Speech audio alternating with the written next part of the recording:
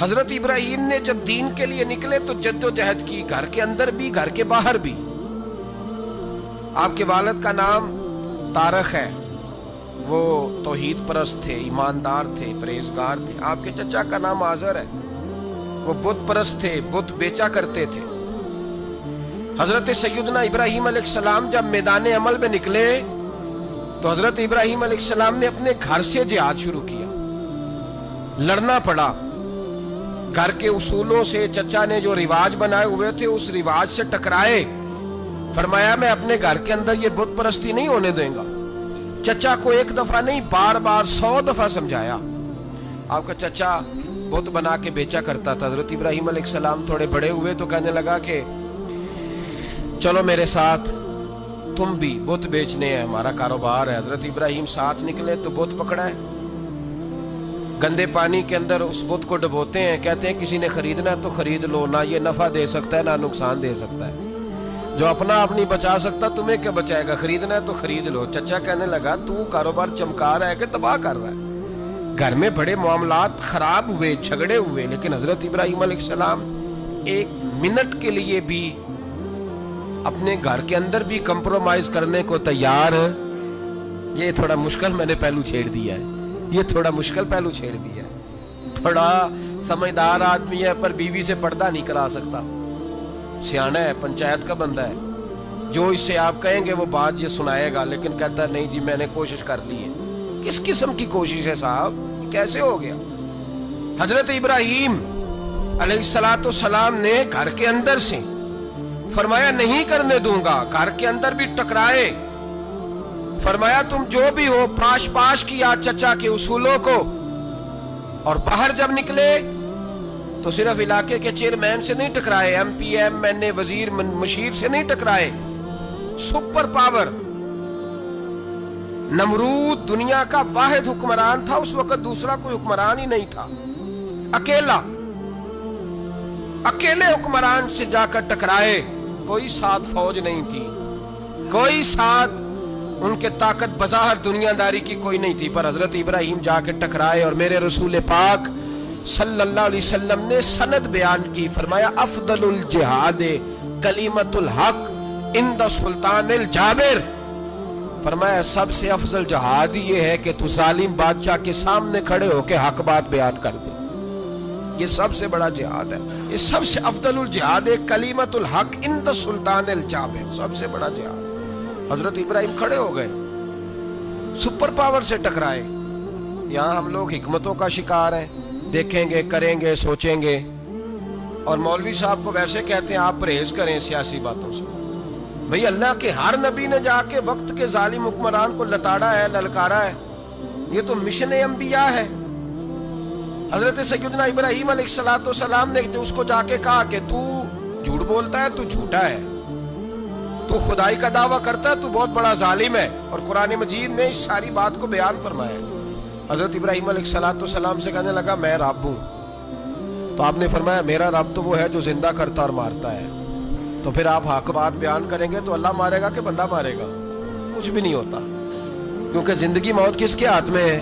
اللہ کے ہاتھ میں، زندگی موت اللہ، کچھ بھی نہیں ہوتا۔ انسان صحیح سمت کا تعین کرے اور صحیح چلے۔ حضرت علی شیر خدا سے کسی نے کہا تھا کہ آپ کے بڑی دشمنی ہے، کوئی محافظ رکھ لیں، آپ فرمانے لگے موت خود بہت بڑی محافظ ہے، وقت سے پہلے آتی ہی نہیں، بڑی محافظ ہے، وقت سے پہلے۔ علامہ نورانی رحمت اللہ تعالیٰ علیہ کراچی جیسے شہر میں رہا کرتے تھے، جہاں گام گام پہ خطرہ تھا، لوگوں نے کہا حضرت اتنے بڑے لیڈر ہو، آپ کی جماعت کی 62 سیٹیں ہوئی قومی اسمبلی میں، ایک ایسا وقت بھی آیا تو کوئی ایک آدمی بندوق والا، آپ فرمانے لگے مجھے ضرورت ہی نہیں، اس لیے کہ جس خدا رسول کے لیے میں نکلا ہوں وہ خود ہی حفاظت کرنے والے ہیں، ضرورت نہیں ان چیزوں۔ تو بھائی حضرت ابراہیم ٹکرائے، اور آپ کا انداز کیا ہے؟ جا کے کہا کہ تو نہیں، خدا وہ ہے جو زندہ کرتا، اور اس نے ایک بیوقوفوں جیسی دلیل دی۔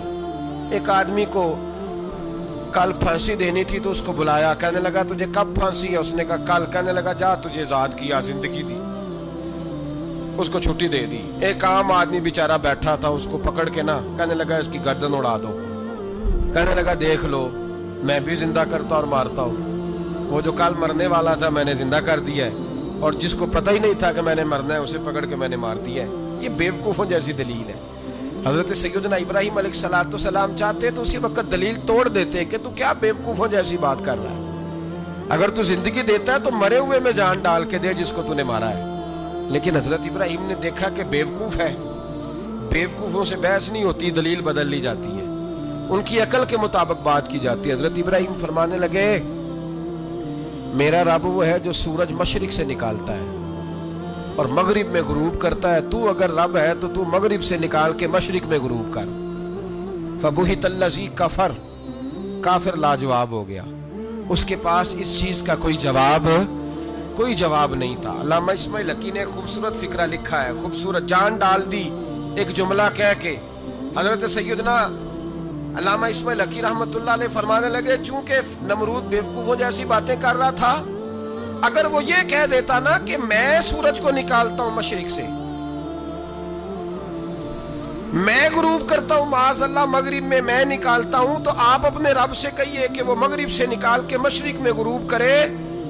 علامہ اسماعیل حقی فرماتے ہیں رب کریم کی آواز قدرت تھی، مالک حضرت ابراہیم علیہ السلام کے اس، اگر وہ کہہ دیتا اور حضرت ابراہیم دعا کر دیتے تو رب کریم نے فرشتوں کو تیار بٹھایا ہوا تھا، فرمایا اگر یہ کہہ دے میرے خلیل سے کہ سورج مغرب سے نکال کے مشرق میں غروب کرنا ہے تو تیار رہنا، جس طرح خلیل کہیں گے ویسے ہی کر دیں گے۔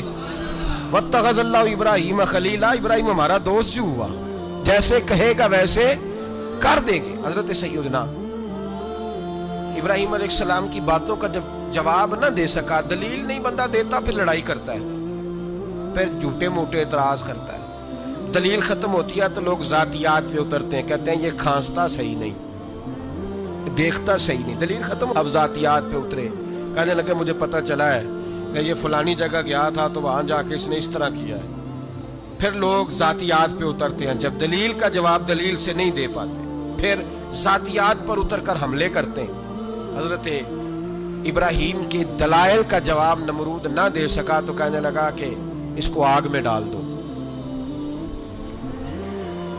قوم گئی ہوئی تھی ساری، آپ نے بات سنی ہوئی ہے، میں نے صرف اشارہ دینا ہے، میلے پہ تو حضرت سیدنا ابراہیم علیہ السلام نے سارے بت توڑ دیے، کلاڑا بڑے بت کی گردن پہ رکھا، واپس آئے کہنے لگے بت کس نے توڑے ہیں؟ تو فرمایا اس سے پوچھ لو جس کی گردن پہ کلاڑا ہے۔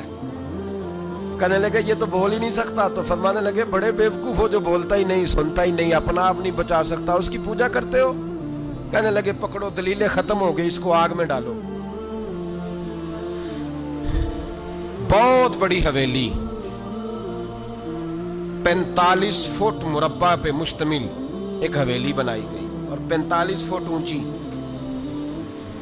مختلف روایات، علامہ اسماعیل حقی کہتے ہیں کہ 3 مہینے تک نمرود نے کہا کہ اس کے اندر لکڑیاں ڈالو۔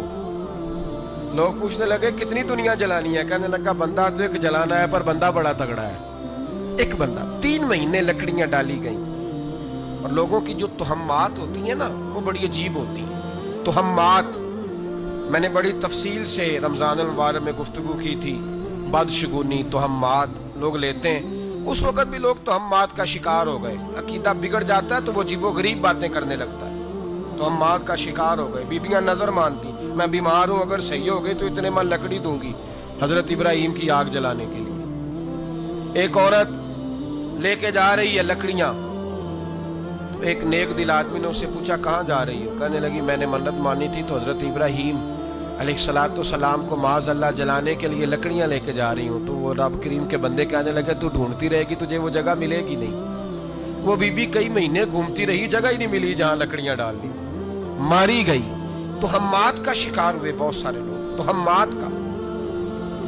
بھائی تہمات دین کے اندر منع ہے، تہمات دین میں کوئی نظر ماننا، کوئی کسی بزرگ کے مزار پہ جا کے سالے ثواب کے لیے کوئی چیز ماننا، یہ تو درست ہوا، لیکن غیر شرعی نظریں مان لینا کہ میں آگ کے گرد چکر لگاؤں گا، میں جناب وہاں جا کے یہ والا تماشا کروں گا، میں دھاگا باندھوں گا، میں رسا کاٹوں گا، میں وہاں گندے ہو سے پانی پیوں گا، ان کی شریعت اجازت، یہ تہمات ہیں، بدشگونی ہے، دین میں ان کی کوئی گنجائش۔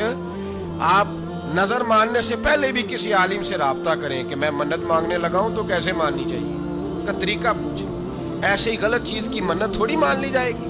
बहरहाल आमदाम बरसरे मतलब हजरत इब्राहिम के लिए आग जलाई गई, 45 फुट ऊंची आग है, परिंदा भी ऊपर से गुजरता है तो नीचे गिर जाता है जल के। इतने दिन लगा के आग जलाई गई। अब हजरत इब्राहिम को जलाया जाने लगा है। यहाँ तो मौजे है ना, जो किसी इदारे का सरबराह है उसके लिए मौज है, किसी जगह ऑफिसर बन गया तो मौज है, पीर साहब के लिए मौज है, अल्लामा साहब के लिए मौज है, खतीब साहब के लिए मौज है। जलना किसको पड़ता है? वो हाल ही कोई नहीं रहा, माशाअल्लाह वो लोग गुजर गए जो तकलीफें सह के काम करते थे, गुजर गया जमाना। हजरत सैयदना इब्राहिम अलैहिस्सलाम को जलाया जाने लगा है तो अब इतनी बड़ी आग है तो डाले कैसे? शैतान ने तजवीज दी कि मंजनीक बनाओ, मंजनीक, बड़े बड़े बांस बांध के उनके नीचे रस्सा बांधो। वो जिस तरह झूलने के लिए झूला बनाया जाता है, इस तरह एक मंजनीक पुराने जमाने में उसमें पत्थर रख के फेंके जाते थे दुश्मनों पे। वो मंजनीक बनाई गई कि दूर से हजरत इब्राहिम को फेंकेंगे। हाथ हजरत इब्राहिम के बांध दिए, पांव मुबारक बांध दिए, पूरी जमीन पे एक नाम लेने वाला खुदा का, और उसको आज रस्सियों में जकड़ा हुआ है। जब फेंका जाने लगा ना आग में, हूरें रोने लगी, फरिश्ते तड़पने लगे, ए अल्लाह ये क्या होने लगा है? एक तेरा खलील और वो भी आग में। फरमाया जाओ जाके उससे कहो अगर तुम्हारी मदद लेता है तो उसे बचाओ। हवा का फरिश्ता आया, कहा इब्राहिम अगर तू कहे। ओ भाई, इन चीजों को कहानी समझ के ना सुना करें, ये दास्तान नहीं, ये वो तरीके हैं जो हमारे रसूल ने हमें अपनाने का हुक्म इरशाद फरमाया है। जो अकीदे, ये वो नजरियात है जो हमें ओढ़ने को कहा गया। अपने रब करीम की रिजा पे राजी रहने के ये वो खूबसूरत मवाके हैं सूफिया ने जिनको बनाकर समझाकर हम तक पहुंचाया है। ये है अहले तरीकत की बातें। वो कहते हैं यार जिस हाल में रखे राजी रहना है। हजरत इब्राहिम अलैहिस्सलाम को फेंका जा रहा है, फरिश्ता आया, ए अल्लाह के खलील अगर हुक्म दो तो इतनी हवा चलाऊं कि नमरूदी जल जाए सारे, आग उन पे फेंक दी जाए। आपने फरमाया तू जा, तुझसे मुझे कोई काम नहीं। थोड़ी देर के बाद पानी का फरिश्ता आया, कहा हुजूर इतनी बारिश बरसाऊंगा कि आग बुझ जाएगी। फरमाया तू जा, तुझसे कोई काम नहीं। अब जब मंजनीक में रख दिए गए, आग में जाने का लम्हा है, तैयारी है, हजरत जिब्रील अमीन हाजिर खिदमत हुए। कहा इब्राहिम कोई हाजत? फरमाया तुझसे कोई नहीं।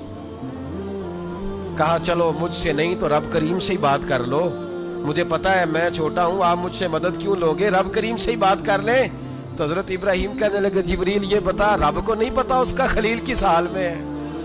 उसे नहीं पता मैं किस हाल में हूं? मेरे हाथ बंधे हैं, पैर बंधे हैं आग में, उसे नहीं पता? बताया तो उसे जाता है जिससे खबर ना हो। तो अगर उसे पता है तो अगर वो जलाने पे राजी है तो मैं भी जलने को तैयार हूं, मैं तैयार हूं, मैं तैयार हूं। उसे कहो ठीक है। हजरत सैयदना इब्राहिम अलैहिस्सलाम को मंजनीक में डाल के जो फेंका आग में, या नारुकूनी बरदम व सलामन अला इब्राहिम, अल्लाह ने फरमाया ए आग मेरे इब्राहिम पे ठंडी भी हो जा और सलामती वाली भी हो जा। हजरत इब्राहिम को दो फरिश्तों ने बिठा दिया जमीन पे, फूल खिले हैं, कौंपले महक रही हैं, कलियां खुशबू दे रही हैं। हजरत इब्राहिम ने सर सजदे में रख दिया, सुबहान अल्लाह वल्हम्दुलिल्लाह वला इलाहा इल्लल्लाह वल्लाहु अकबर। हजरत इब्राहिम अल्लाह की तस्बीह पढ़ने लगे, रब करीम का शुक्र बजा लाने लगे। निकले वहां से, कुछ दिन गुजर गए, निकले, हुक्म हो गया इब्राहिम इलाका छोड़ दो। हजरत इब्राहिम अलैहिस्सलाम वहां से निकल के मिस्र आए, चचा के पास ठहरे। उन्होंने अपनी बेटी जनाबे सारा का निकाह कर दिया। कुछ आगे बढ़े तो एक जालिम बादशाह से टकराए। उसने एक शहजादी, एक बादशाह की बेटी कैद की हुई थी, जनाबे हाजरा नाम था, उनको कैद से छुड़ा के साथ लाए। हजरत लूत अलैहिस्सलाम भी साथ। ये 4 लोगों का काफिला चला, फलस्तीन में जाके पड़ाव डाला, घर बार छोड़ा, तबलीग शुरू हुई। हजरत इब्राहिम के घर में 2 खवातीन हैं, एक आपकी बीवी हैं, एक हजरत हाजरा है। औलाद कोई नहीं, बड़ा मेवा है मीठा।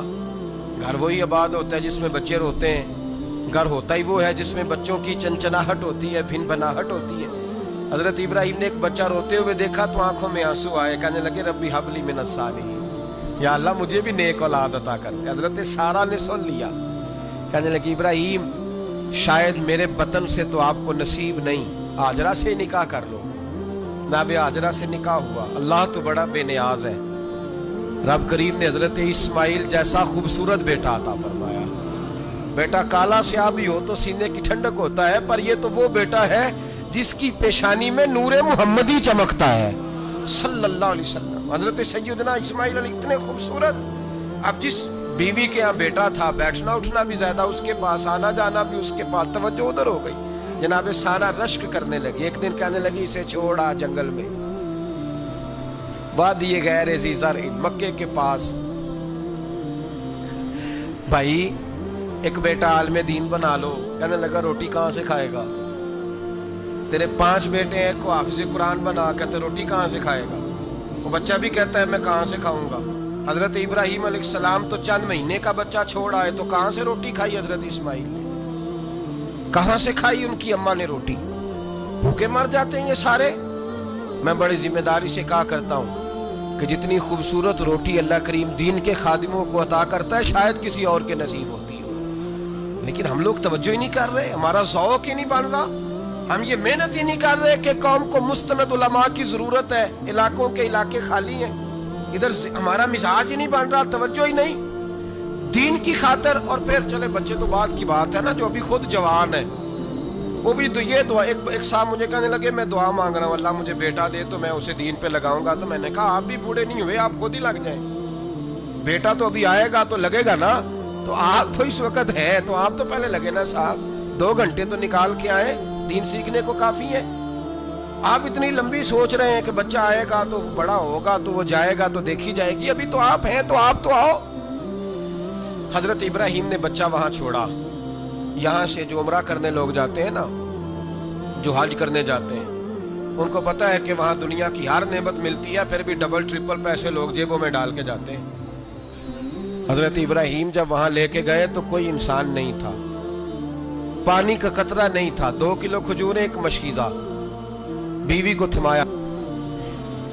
हमारे घर में हजारों चीजें पड़ी हैं, लेकिन वो जो तवक्कुल है ना वो खत्म हो गया है। अल्लाह देगा, हलाल हलाल पे कनात करे, जायज जायज पे भरोसा करे, रब करीम अता करने वाला है, वो मिजाज खत्म हो गया।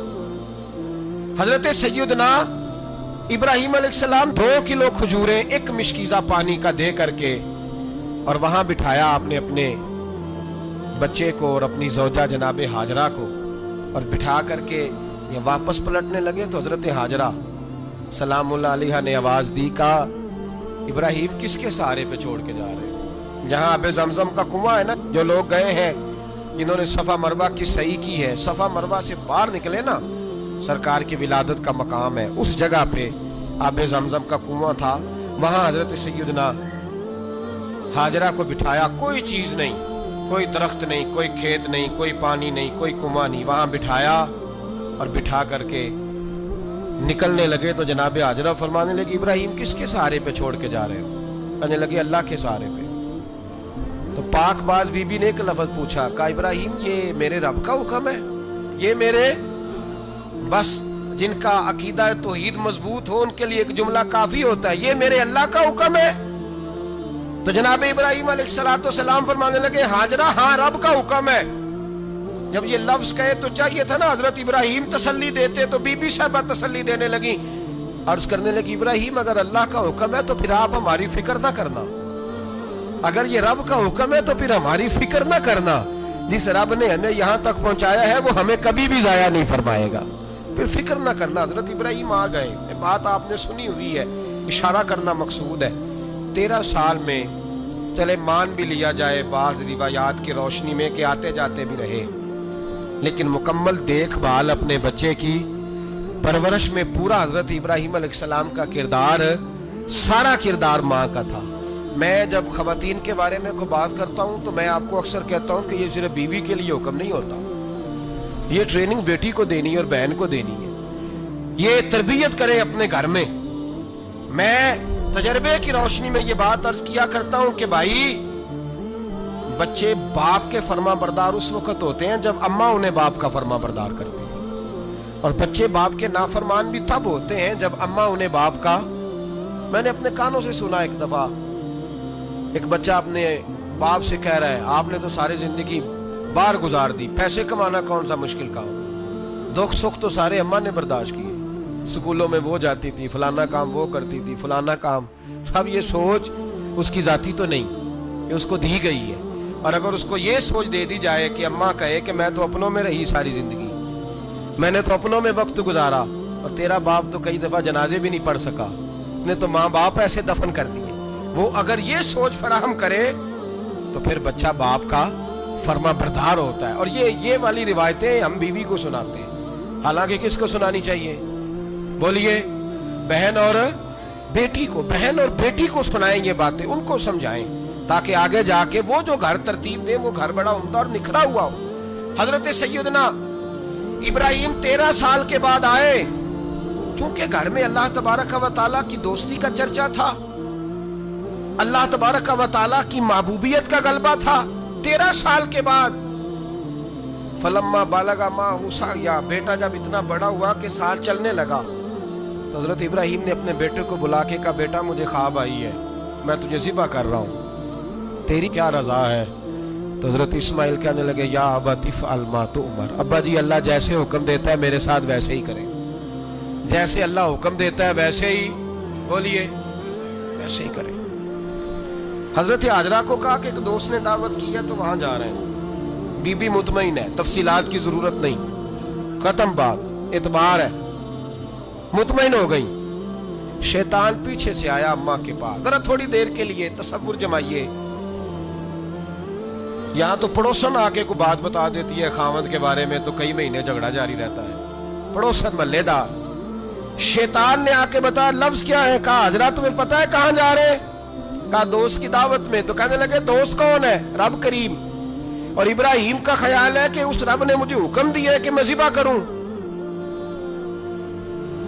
تو حضرت حاجرہ کہنے لگی کبھی باپ بھی بیٹا ذبح کرتے ہیں؟ شیطان کہنے لگا ان کا خیال ہے کہ ان کے رب نے حکم دیا ہے۔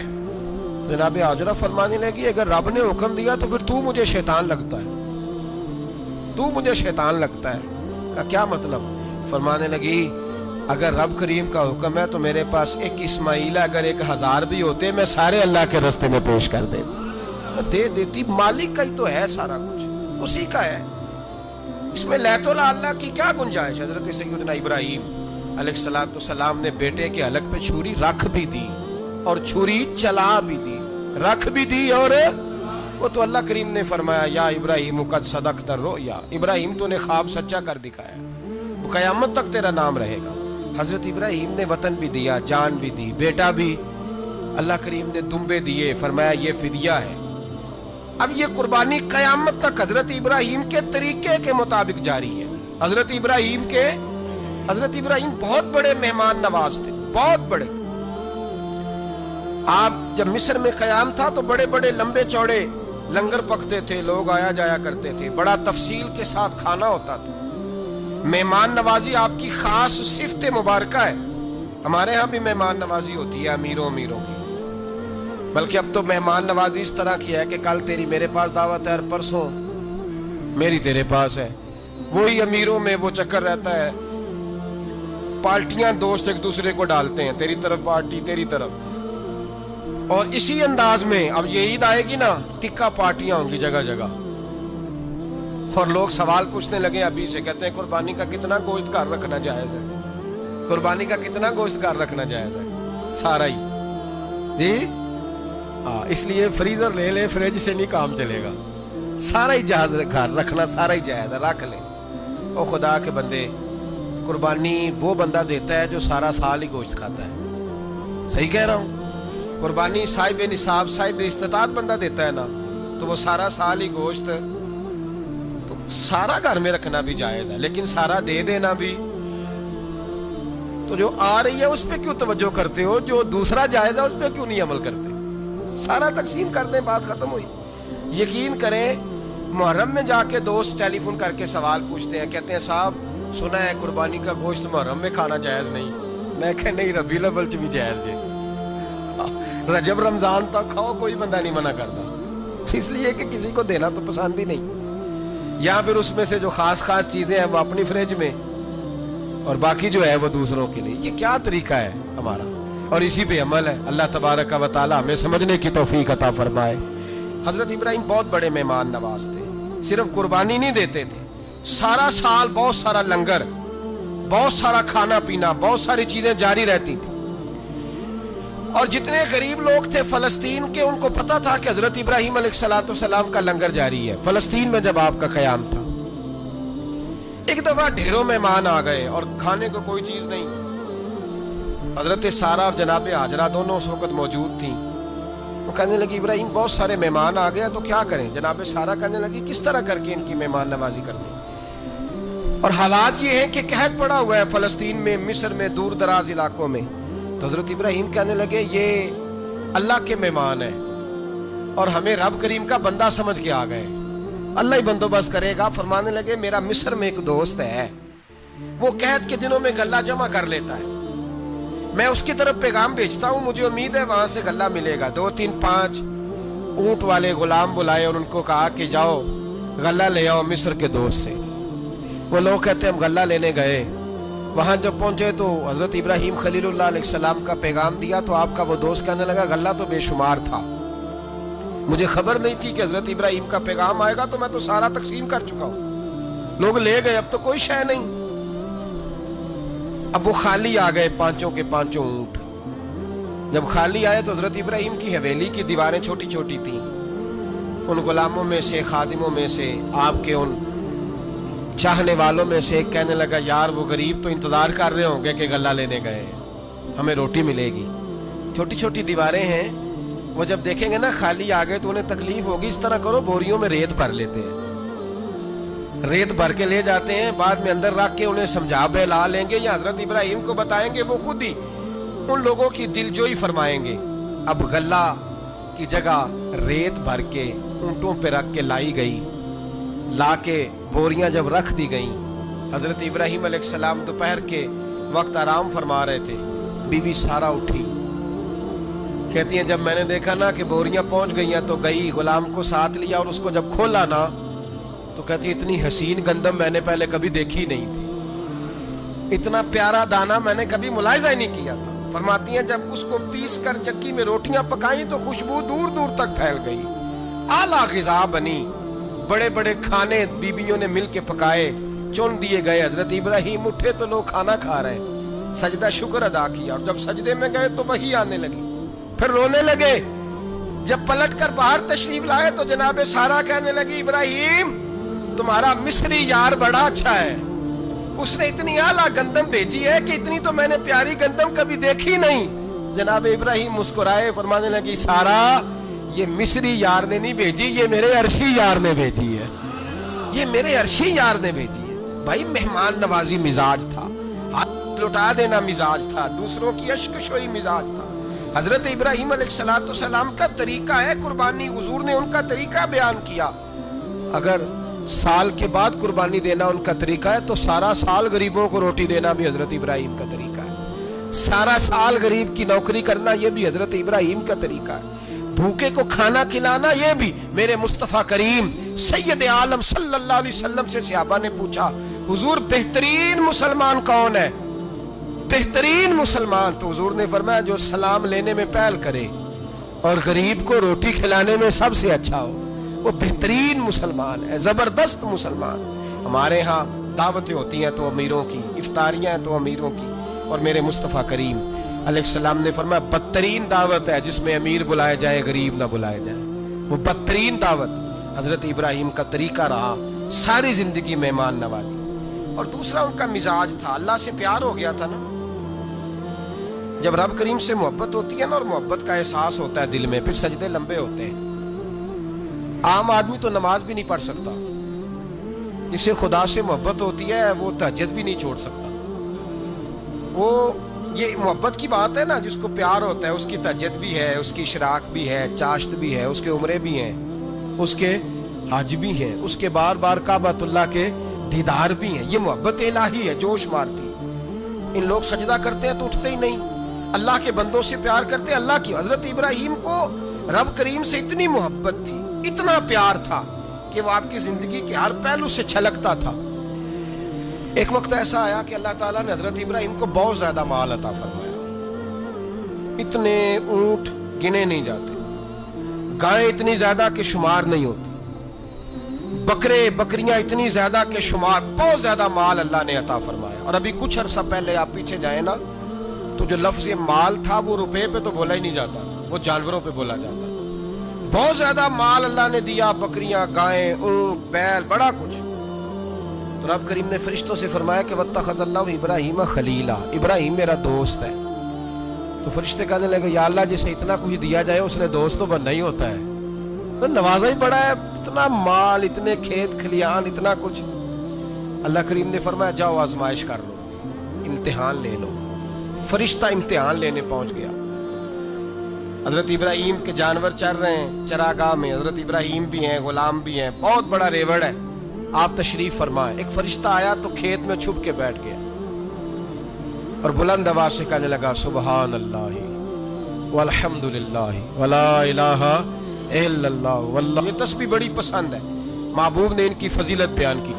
अब वो हजरत सैयदना इब्राहीम अलैहिस्सलाम खड़े थे तो वो खेत में बैठ के तस्बीह पढ़ने लगा, सुबहान अल्लाह वल्हम्दुलिल्लाह वला इलाहा इल्लल्लाह। हजरत इब्राहीम कहने लगे, ये मेरे रब का नाम कौन ले रहा है? बड़ी इसकी मीठी आवाज है, बड़ी, कौन है? ढूंढने लगे, घूमते घूमते उसके पास चले गए। फरिश्ता इंसानी शक्ल में, तू मेरे रब का जिक्र कर रहा था? उसने कहा मैं ही कर रहा था। फरमाने लगे, यार एक दफा फिर नहीं करता?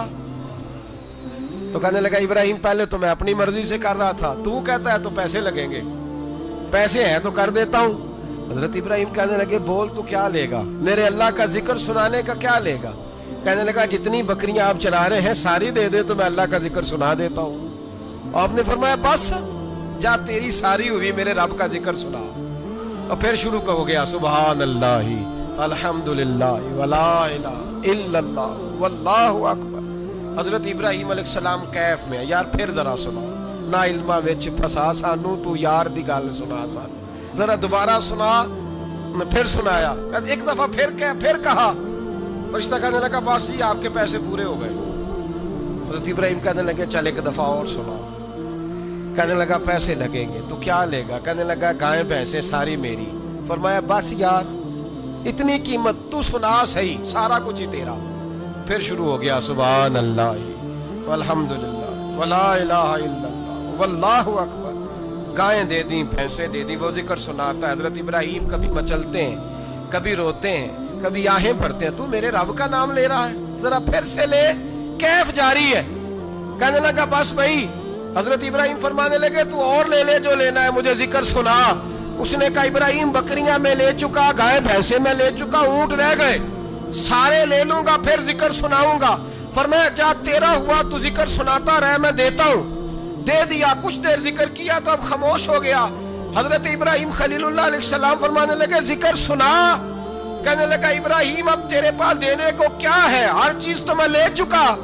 आप फरमाने लगे, ये गाय भैंसे बकरियां चराने के लिए तुझे कोई नौकर मुलाजिम भी तो चाहिए ना। तो इस तरह कर, मुझे रख ले, मैं रोटी नहीं मांगूंगा, खाना नहीं मांगूंगा, तो अल्लाह का जिक्र सुनाता रहना, मैं तेरे जानवरों की नौकरी करता रहूंगा। हजरत इब्राहीम अलैहिस्सलाम ने जब ये कहा ना, फरिश्ते की आंखों में आंसू आ गए। तरदामनी पे शेख हमारी ना जाइए, हम दामन नचोड़ दें तो फरिश्ते वुजू करें। फरिश्ता रो पड़ा और कहने लगा, इब्राहीम मुझे सीने से लगाओ, आप वाकई इस काबिल है कि अल्लाह आपको अपना दोस्त बनाए, वाकई इस काबिल है कि रब आपको अपना। हजरत इब्राहीम अलैहिस्सलाम का खुदा से मोहब्बत करने का निराला अंदाज। और मेरे भाई, यही मोहब्बत उन्हें मेरे मुस्तफ़ा से भी थी। एक नबी घर बना रहा है, दूसरा बनवा रहा है। हजरत इस्माइल अलैहिस्सलाम पत्थर उठा उठा के ला रहे हैं, जनाब इब्राहीम बना रहे हैं। जब खाना काबा बन गया तो कहने लगे, रब्बना वब्अस फीहिम रसूला, ऐ अल्लाह अब इसे बसाने के लिए अपना आखिरी रसूल भी अता फरमा। नबी पाक फरमाते हैं, मैं दुआ हूं हजरत इब्राहीम की। ये कुर्बानी हजरत इब्राहीम का तरीका है। हुजूर ने, अगरचे नबी पाक की अपनी सुन्नत थी, ये भी कह सकते थे सुन्नती व सुन्नती अबीकुम इब्राहीम, मेरी सुन्नत है और तुम्हारे बाप इब्राहीम की सुन्नत है। ये नहीं फरमाया। जब सहाबा ने कहा कुर्बानी क्या है, फरमाया सुन्नती अबीकुम इब्राहीम, ये तुम्हारे बाप इब्राहीम की सुन्नत है। हर साहिब निसाब पर कुर्बानी वाजिब है। जो ज़कात का निसाब रखता हो उस पर कुर्बानी वाजिब है। یعنی ضروریات سے زیادہ اتنے پیسے جتنے پیسوں سے زکوٰۃ فرض ہوتی ہے اتنے پیسے جس آدمی کے پاس قربانی سے پہلے پہلے آ جائیں اس آدمی پر قربانی کرنا واجب ہے. بکرا چھترا دمبا 1 سال کا یا دمبا 6 مہینے کا ہو پر اتنا بڑا محسوس ہوتا ہو کہ لگے کہ 1 سال کا ہے, اس کی قربانی ہو سکتی ہے. جانور میں کوئی عیب نہیں ہونا چاہیے, اتنا کمزور نہ ہو کہ ذبح جہاں اسے کرنا ہے وہاں وہ چل کے جا نہ سکے, اتنا کمزور جانور نہ ہو, اس کے اندر بظاہر کوئی اتنا بڑا نقص نہ پایا جاتا ہو, کانا نہ ہو, لنگڑا نہ ہو, کوئی اس کی ہاتھ نہ کٹے ہوئے ہوں, ایسا نقص جو واضح ہو.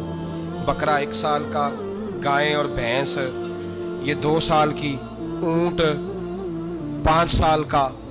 اب اس میں یہ ہے کہ ہمارے بہت سارے دوست چونکہ ہم دیہاتی لوگ ہیں تو پوچھتے ہیں کہ دوندا نہیں ہے تو چوگا نہیں ہے, تو یہ ہماری پنجابی کی اصطلاحات ہیں, پنجابی کی. شریعت اسلامیہ نے سال بتائے ہیں, یہ تو ہم نے اپنی آسانی کے لیے یا دیہاتوں میں جو ماحول تھا اس طرح کا جانور لیں, خوبصورت جانور لیں. جو نصاب ہے وہ بھی میں نے آپ کو بتایا, لیکن ایک اور پہلو بھی ہے. نبی پاک صلی اللہ علیہ وسلم پہ زکوٰۃ کبھی فرض نہیں ہوئی, کبھی حضور پہ زکوٰۃ فرض نہیں ہوئی. نبی پاک صلی اللہ علیہ وسلم کے پاس اتنا سرمایہ کبھی اکٹھا ہوا ہی نہیں کہ زکوٰۃ فرض ہو. لیکن نبی پاک کے صحابہ فرماتے ہیں کہ مدینے کے 10 سالوں میں اللہ کے رسول نے ہر سال قربانی فرمائی ہے, ہر سال قربانی دی. اور جس سال حضور حج کرنے گئے اس سال اللہ کے نبی نے 63 اونٹ ذبح فرمائے. اور حضور صلی اللہ علیہ وسلم جب اونٹ ذبح کرنے لگتے نا تو صحابہ کہتے ہیں اونٹ خود دوڑ کے حضور کے سامنے آ کے لیٹ جاتا اور نبی پاک اسے ذبح کرتے اور فرماتے ہیں ایک دوسرے کو دھکے دیتے اونٹ کے, پہلے میں نے جانا ہے ذبح ہونے کے لیے, پہلے میں نے, انہیں پتا تھا کہ جو مصطفیٰ کے ہاتھوں ذبح ہوگا وہ تو دائمی زندگی پا جائے گا, یہاں بھی وہاں بھی زندہ. 63 اونٹ ذبح کیے. ایک اونٹ میں کتنی قربانیاں ہوتی ہیں؟ 7. اب 63 کو 7 سے ضرب دو گے تو کتنی بنے گی؟ اور پھر نبی پاک صلی اللہ علیہ وسلم نے 10 سال مدینہ منورہ میں قربانی دی, ہر سال. اب وہ 63 اونٹ, ایک اونٹ میں 7 قربانیاں, ہر سال یہاں قربانی. اور مولا علی شیر خدا فرماتے ہیں نبی پاک 2 قربانیاں دیتے. میں نے کہا حضور 2 جانور ذبح کر رہے ہیں آپ, تو حضور نے فرمایا ایک میری طرف سے ایک میری امت کی طرف سے, غریبوں کی طرف سے. اور حضرت علی کو حضور نے وصیت فرمائی تو 2 دیا کرے گا. یا رسول اللہ صلی اللہ علیہ وسلم میں غلام ہوں, خادم ہوں. حضور نے فرمایا علی ایک تو نے اپنی دینی ہے, ایک میری طرف سے دینی ہے. 2 قربانیاں. مولا علی نے بھی ساری زندگی 2 قربانیاں دی. حضرت علی بھی مال کے نصاب نہیں تھے, اپنا مکان ہی نہیں تھا, کوئی کاروبار نہیں تھا, کئی دن فاقے رہتے تھے, پر قربانیاں کتنی دیتے تھے؟